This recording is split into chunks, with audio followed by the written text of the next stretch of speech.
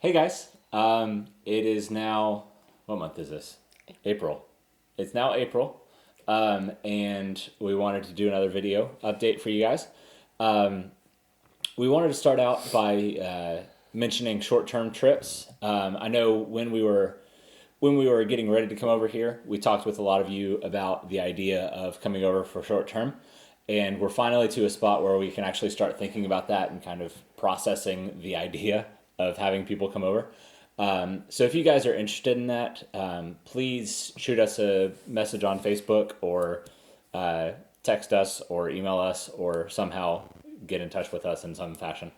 Um, because we would love to talk with you guys about that and see what that could look like. There's a lot of options of either doing like a custom trip or uh, having you join something that we ministry that we already are involved in.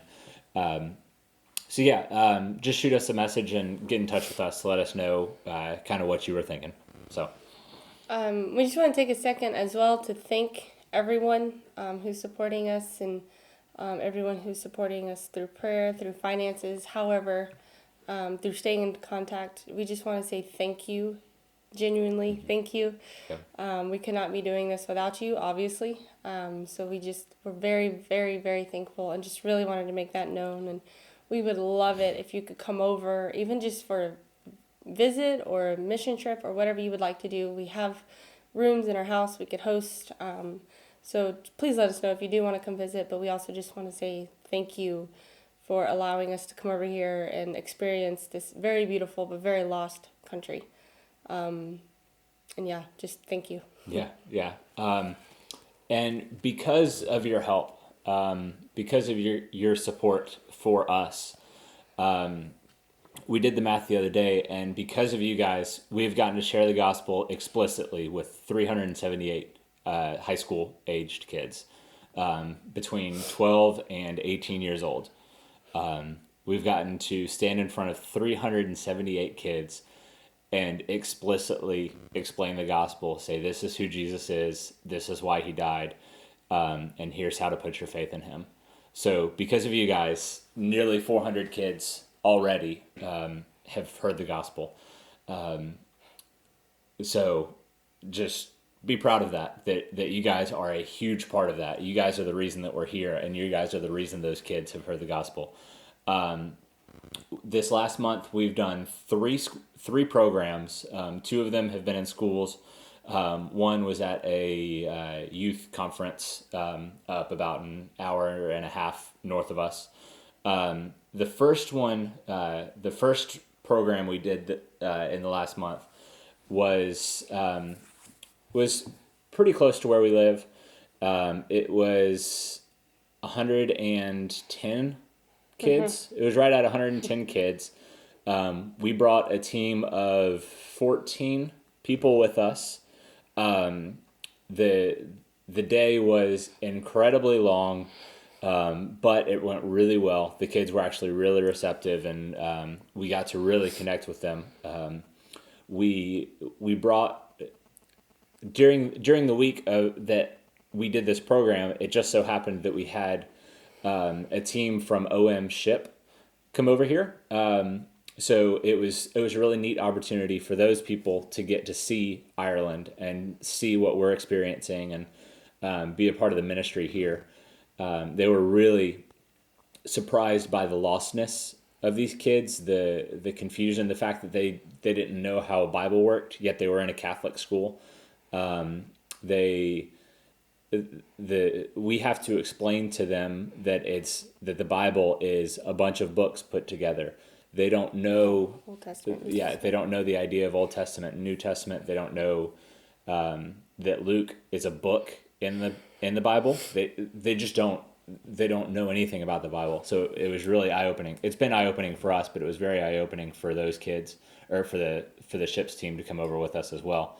But that day we did a little bit of anti-bullying and why bullying happens and if they're experiencing bullying. And out of that, we went into how to base your identity in something bigger than the things that these people are saying about you, which leads into a discussion on Jesus. It's how to base your identity in Christ, and then who is Christ? Why is he worth basing your identity in? We got to do a long segment on is the Bible true? Discuss the validity of the Bible, which I didn't think would go over all that well, but the kids were totally tuned into it. They did not say a word during the whole thing. It was really neat to see. Then we did another school program about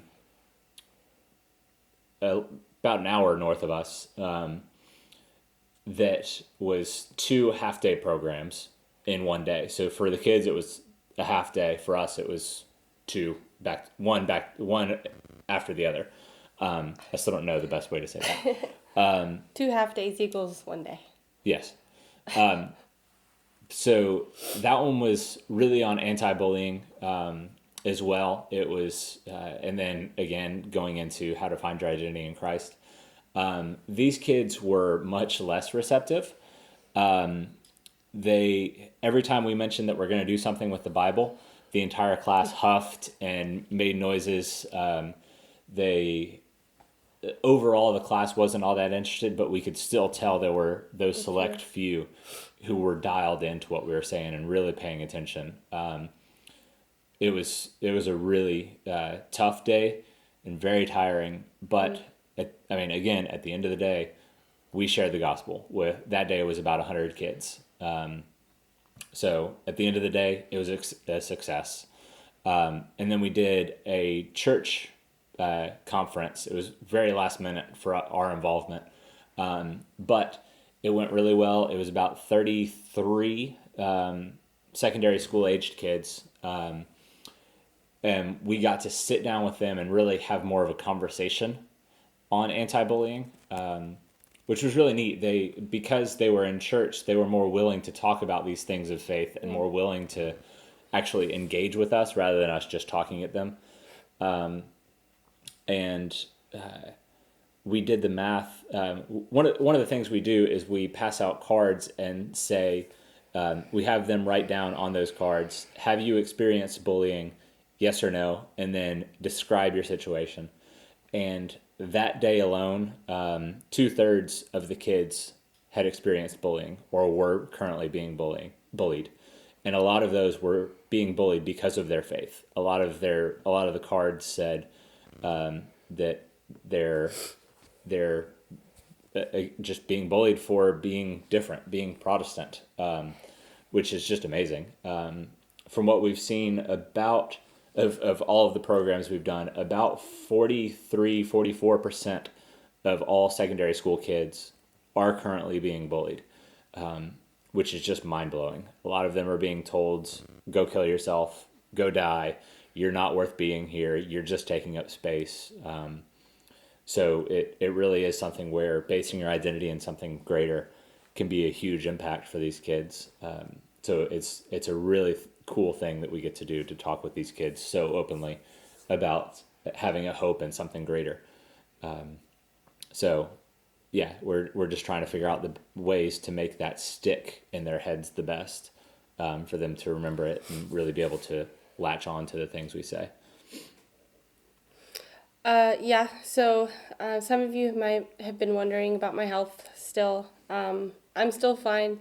I'm not 100% yet, so we're still trying to figure out what the next step would be, and just different medications, different doctors, see what they say. It's nothing serious, please don't worry, but prayer request would be to figure out what to do next. And then our last thing is a little update. We have joined a church here. We've decided on a church, and they're maybe 15 minutes from us. It's a great church. A lot of OM people go there, but there are also a lot of people from other countries. Not a lot of Irish people, maybe 3 or 4. But I would say about 30 people most Sundays, including kids. There are a lot of kids. But there are a lot of people from Middle East to Eastern part of the world. So it's really cool getting to know other Christians from all over the world, as well as others from OM. The pastor is great. We got to sit down to dinner with him a couple of weeks ago, which was really neat. We realized that was possibly the first time either of us had actually sat down and had dinner with the head pastor of a church we've been at. So that was kind of cool, a new experience, a small church experience. But they planted the church 20 something years ago, Something like that. and they've been here for a long time, and they're pastors, great people, and the church is great. So we're really excited to dig in and get involved. And so we're starting conversations on how to make that happen, where we can get involved. And so there will be more about that in the future, I'm sure. But as far as prayer points, the three main things that we really that we're praying through, and we'd love for you guys to pray through with us, is again Ashlyn's health. That we would get answers. She's feeling okay, but we still don't know what the problem is. So just continued prayer for that. And then also be praying for these 378 kids that we've talked with. Just that we've sown the seed. We have preached the gospel, and in most of these we've preached the gospel repeatedly, multiple times. But we don't have any method of follow up at this point. So just prayer for the seeds that we've sown, that somehow they would be watered and they would grow, and there would be some sort of ability for follow up from the local church, or if any of these kids had further questions, they would be able to find the person to talk to. And then thirdly, we would love for you guys to be praying for these two upcoming programs. They're the last two of the semester. The school semester is about to close out. So we've got two more for this semester, and then we'll be done until the fall semester. We've got a busy summer coming up. But we would love your guys' prayer for the two upcoming programs. It should be probably about another, 200. in total, 200 kids. So just prayer for those seeds as well. But again, thank you guys so much for all you've done for us, for all the love and support and prayer and financial support and all of that. We literally couldn't be doing this without you guys. So thank you so much for your partnership in the gospel and for your passion for missions. So thank you guys. Have a good week and a good month, and we will see you again soon. Thank you. Bye, guys.